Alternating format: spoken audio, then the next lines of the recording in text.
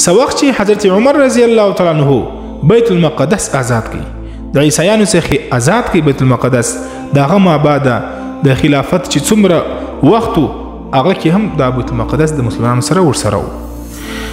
چې کله د عباسیانو حکومت راغی د مسلمانانو په منځ کې اختلافات پیدا سو. دا اختلافات دغه د مسلمانانو په منځ کې دومره زیات سول چې کفارو او عیسایانو دغه د اختلافات څخه فائدہ واخیستله او بیت المقدس یې بیرته د مسلمانانو څخه قبضه کړي.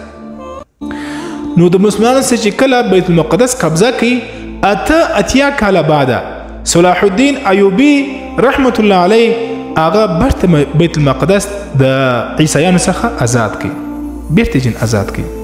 او پر دې باندې ولس جنگونه صلاح الدین ایوبی کړي. اخر الله ورته کامیابی نصیب کړه او بیت المقدس د کفارو د الله څخه آزاد کړي. نو دغه بعد په اول جنگ عظیم کې بیرته کفارو دغه بیت المقدس د فلسطین دا د مسلمانانو څخه ونیوي، پر دې باندې قبضه وکړه او دلته یهود آباد کړل او تر اوسه پورې په لکاو مسلمانان فلسطینیان شهیدان کړي.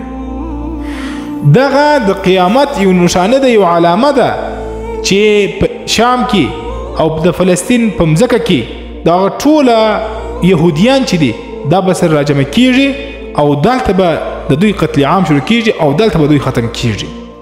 د دا خلافه امام مهدی راپورته کیږي او دوی سره جنگ کوي او دوی ټول به قتلوي.